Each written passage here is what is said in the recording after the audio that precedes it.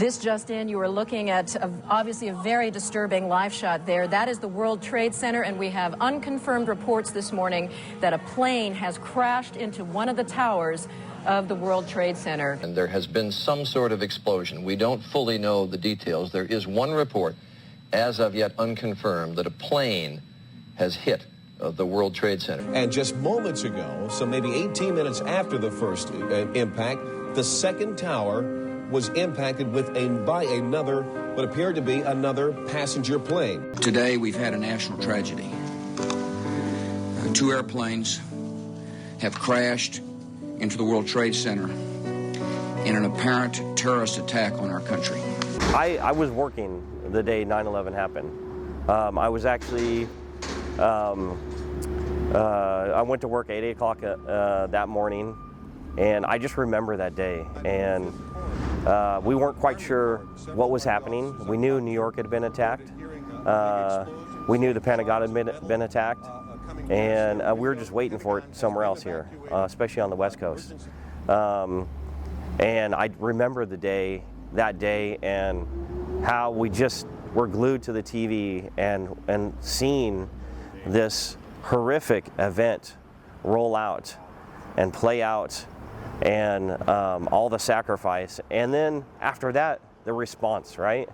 All the fire departments throughout the country, not just New York, not just California, throughout the country, gathered together and all went to one of the impact sites to help. It actually came into fruition by one of our former fire chiefs, Fire Chief Doug Greener. I believe he was in contact with an FDNY captain back there and expressed some interest in having a piece of the World Trade Center as a remembrance piece for the city of Bakersfield. Fortunate enough that we had a significant column like that, and it's a pretty impressive piece. But it's actually a piece of steel from 9/11. It's a piece of history. It's something to instill, that memory of the sacrifice that was made that day and remind people of the lessons learned.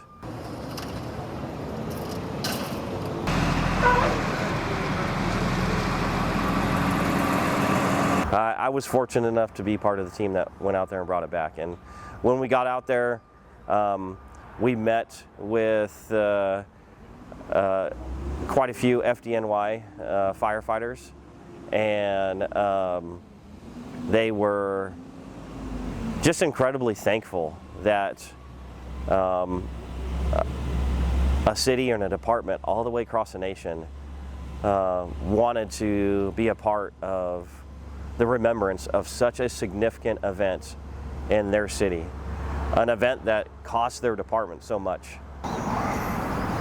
Words can't even describe what it means, especially going back and seeing it in New York and seeing how those firemen and the people back there reacted to it, and just how humbled they were that we were there, and how excited they were that we were bringing it back to the West Coast.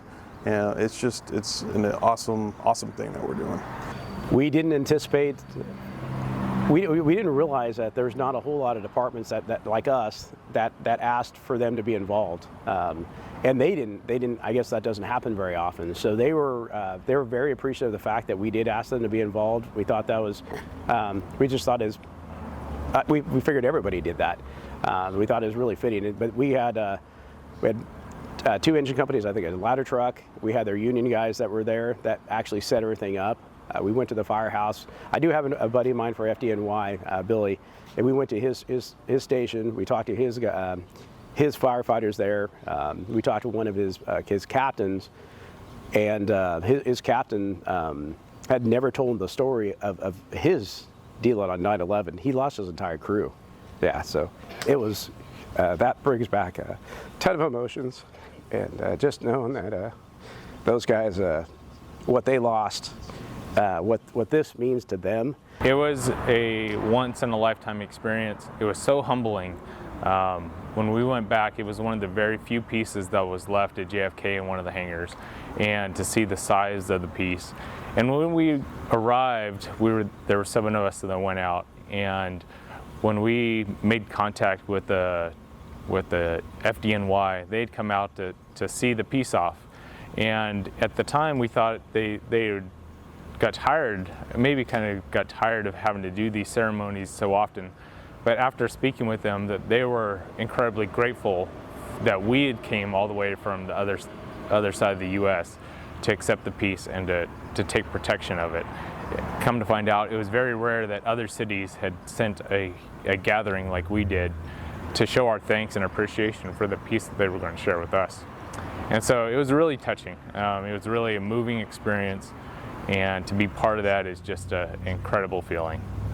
Just talking to some of the firefighters that were actually there and the stories that they told the day of, it was incredible to hear what they went through and what happened that day and how it's still affecting them today. I remember when we were back there talking with a couple of the FDNY guys, we saw the piece of steel and was on the flatbed truck and it was getting ready to go. And one of the captains up there went up there and he actually put his hand on it and like had a moment of silence. It was impactful. It was important.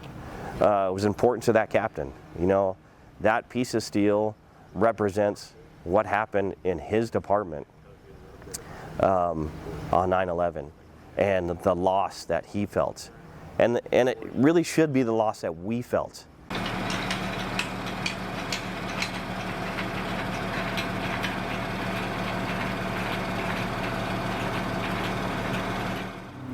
So one of the things that we have seen is that now we have a younger generation of firefighters weren't even born in 9/11 when 9/11 happened. And so now we are taking that responsibility of not only sharing with the community, but sharing with our fellow firefighters and helping them understand the importance of it so that they can continue to pass on the message and the history that goes along with this piece. We are getting a younger fire department. We do have many people who weren't even born when 9/11 happened, and that's why it's so significant here to have a piece like this of history in Bakersfield, and that's why it's important for the Bakersfield Firefighters Historical Society to maintain this and continue our education to ensure that, that we never forget.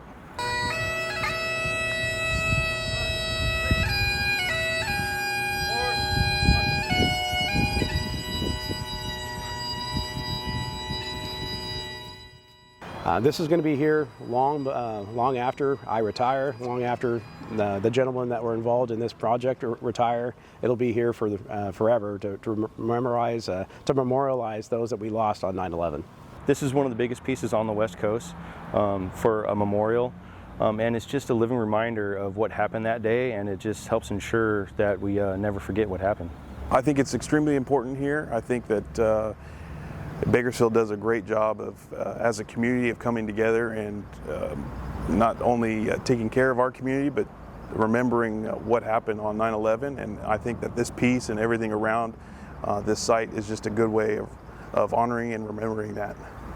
To be a part of just going back and getting a piece that represents such a unification and such a significant impact to not just the fire service or first responders, but our country is incredible. It's not something that any of us took lightly.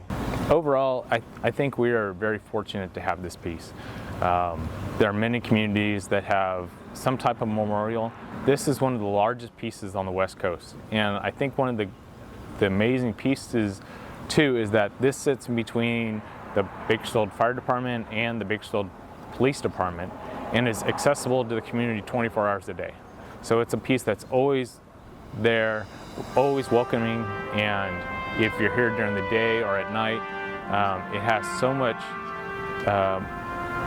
meaning and so much emotion attached to it when you see it. And we encourage everyone to come by and see it, especially at night when it's lit up, to truly appreciate the significance that it has and the connection that it has to New York.